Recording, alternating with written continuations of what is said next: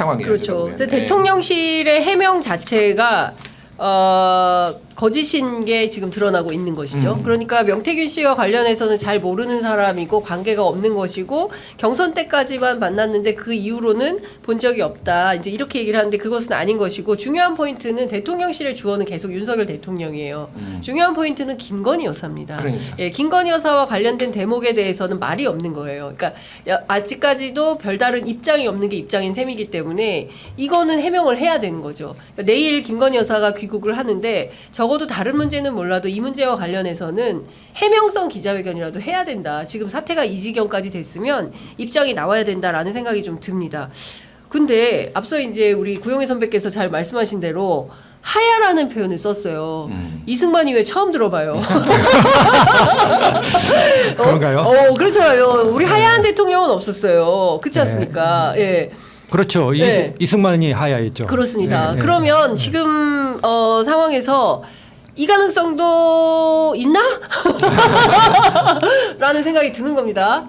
그렇게 좀 뭐 아무것도 모르는 저한테조차도 그렇게 이제 질문들을 하시는 분들이 있더라고요. 이게 예. 만약 저도 사석에서 만나보는데 예. 그걸 어찌 알겠습니까? 그냥 어떤 일은 밤에 도둑처럼 오는 것이 세상 일이기 때문에 저는 뭐 구분해 모르겠고 아까 이제 김준일 평론가 얘기 듣다 보니까 이게 제법 뭐 거의 그 단독 이렇게 그걸 듣다 보면서 명태균을 중심으로 이거 한국 정치를 써야 되겠구나 이런 그렇죠. 생각이 예. 드는데 문제는 지금 저 검찰이 저는 언제까지 저렇게 눈치를 보고 있을 것이냐 이걸 도대체 네네. 이 권력의 누수를 갖다가 도대체 언제까지 방치를 하고 있을 것이냐 이거 같은데 내일 이제 돌아오면 뭐 오늘 보니까 조선일보 보니까는 한동훈 네. 대표하고 이렇게 뭐 회동 10월 16일 예. 이후에 만난다. 뭐 독대를 한다는 거 아닙니까? 예. 그런데 이제 그 윤석열 대통령 사상, 개인 윤석열 사상 네. 가장 큰 고민이 시작됐다. 저는 이렇게 봐요. 왜냐하면은 지난 그 검찰총장까지 있을 때 그 김건희 여사와 그다음에 최은순 여사 가족 그 가족과 관계된 사건에 물론 윤석열 대통령이 어떤 뭐 영향력을 행사했다는 증거는 없어요. 그렇지만은 거의 이게 10년부터 시작이 되거든요. 그러면 2010년 동안 이렇게 그다음부터 시작될 때는 검찰총장 때까지는 어느 정도 어떤 그 역할을 해줄 수 있을 것으로 봐요. 마음의 심적 위로가 됐든 어떤 위로가 있을 때. 그리고 언론이 그것에 대해서 크게 주목을 안 해요.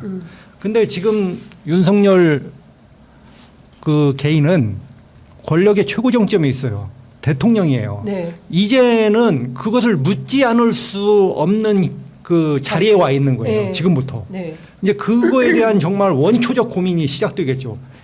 정말 내가 볼 때는 윤석열 대통령 개인 인생 사상 최대의 고민이 지금부터 시작됐다. 예. 이걸 어떻게 할 근데 것인가. 그 지금 보면 저는 두 가지가 좀 걸리는데 첫 번째는 조선일보 칼럼에 그 검찰 선배들이 찾아가서 얘기했을 때 뭐 김건희 여사 문제 좀 정리해라라고 했을 때 지금 선배님 제가 그런 거 처리할 수 있는 그 제 처지가 그런 게 아닙니다. 그러니까 부인한테 그런 말할 처지가 못 된다. 이 발언이 굉장히 충격적이었고 중앙일보 최근에 이하경 칼럼에서는 김건희 여사가 수석들 면전에서 윤석열 대통령을 책망하는 민망한 얘기를 들었다 수차례. 이 두 가지를 보면 윤 대통령이 뭘 결심해서 결정할 수 있는 상황이 아닌 것은 아닌가? 제 경험상으로는 그런 얘기를 수없이 들었어요. 사실은 사석에서 우리가 그걸 보도를 못했을 그렇죠. 때인지 네. 뭐 사실은 그 검찰의 멘토라고 하는 분이 뭐 얘기를 하면은 이것은 제가 그렇게 할 수가 없다 이런 얘기도 했고. 네. 그다음에 뭐 지난번에 뭐 한국하고 아프리카 정상회담을 한 다음에 이제 그 수고한 사람들에게 그 만찬을 했는데 그 만찬이 끝나고 이제 다 악수를 하는데 대통령이 서 있고 여사가 서 있는데 여사 줄이 다 뭐 대통령 줄에 몇 배가 된다는 얘기도 있었잖아요. 그러니까 그것을 국민들이 어떻게 알겠어요? 권력에 가까이 있는 사람들이 자연스럽게 아는 거예요. 더 잘 아는 거예요. 그게 누가 지금 핵심인가? 뭐 누가 뭐 한가 네. 이걸 누가 권력자인가? 누가 알고 있는 거예요. 네. 그리고 뭐 그런 얘기 수없이 많았죠. 정말 저희가 뭐 현지 기자여서 조심스러워서 얘기를 못하지만 그보다 더 심한 말도 듣고 그래서 사실은 김대남 전 행정관 얘기가 이렇게 공개됐을 때 우리가 듣던 그대로구나. 100% 이건 실사구나. 이런 생각을 했어요. 그러니까 저 솔직히 말해서 저 입장에서는 새롭지가 않아요. 김대남 녹취 저도 그렇습니다. 그러니까 우리 알잖아요. 네, 알죠. 예. 그런 뭐 상태이기 때문에 이게는 대통령이 진짜 감당할 수 없는 그만큼으로 왔다. 왜? 그냥 검찰총장이나 그 자연이었으면 문제가 안 될 것이 대한민국 대통령이거든요. 대한민국 대통령에는 빠져나갈 데가 없는 거예요. 지금 이제 저는 그런 그 코너로 몰렸다. 이렇게 절체절명의 위기의 상황에 있는 거다. 어떻게 보세요? 아프리카 정상회의에 여사하고 악수하려고 훨씬 더 줄이기. 여사가 이뻐서 그랬나 보지.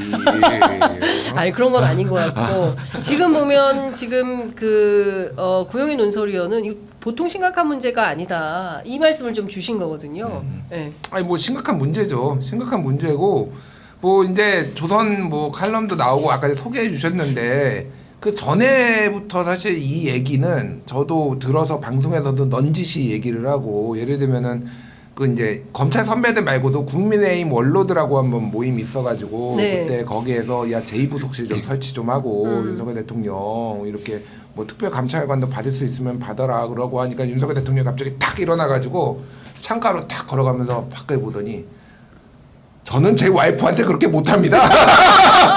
이렇게 얘기를 했다라는 거예요. 네. 이 얘기 뭐 정확한 워딩은 뭐 아니지만 그때 이제 아니지만. 현장에 있었던 분이 전해준 거니까. 네. 그러니까 이 기조는 일관돼 정말로.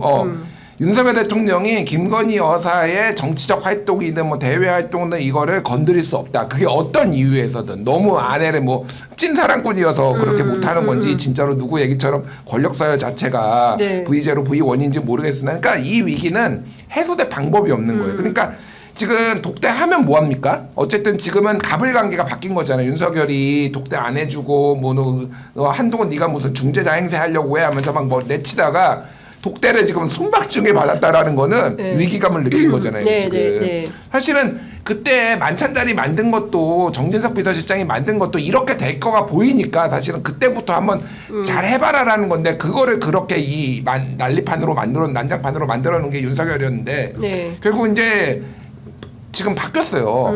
바뀌었는데 문제는 해법이라는 게 있을 수가 없는 게 윤석열 대통령이 김건희 여사 관련해서 결정권이 없는 거야. 그럼 만나면 뭐 독대하면 뭐해? 그러니까 독대는 한동훈하고 김건희가 해야 되는 거야. 삼자회동. 삼자회동을 하든지 네. 그래야지 이 문제가 해결이 되는 거야. 결정권이 네. 없는데 뭐 네. 어떻게 이게 해결이 되겠습니까? 그러니까요. 그러니까 지금 근데 뭐 저도 이제 그 취재를 쭉 해보면 어떤 얘기가 나오냐면 저는 이 명태균 게이트가 경우에 따라서는 명태균 기획 뭐 이렇게도 뭐 프로젝트 뭐 이렇게 될 수도 있겠다. 왜냐하면 여기에 윤석열, 김건희 둘만 등장하는 것이 아니라 앞서 이제 쭉 말씀해 주신 대로 소위 얘기하는 대한민국 보수 정치판에 상당한 영향력을 행사하는 유력 정치인들이 많이 등장을 하고 명태균 씨가 그 뭐 말은 굉장히 많지만 그 중에서 이분이 수미일관하게 주장하는 게 하나 있으니 그건 뭐냐면 그 사람들이 나를 찾아왔다는 거예요. 그러니까 내가 그 사람들을, 그러니까 그 안철수 의원의 명태는 알고 명태균은 모른다에서도 이분이 화가 났던 이유는 아니 자기들이 찾아와 놓고 마치 나는 그 사람 몰라요라고 이렇게 손절하는 것 자체에 대해서 대단한 불쾌감을 갖고 있다.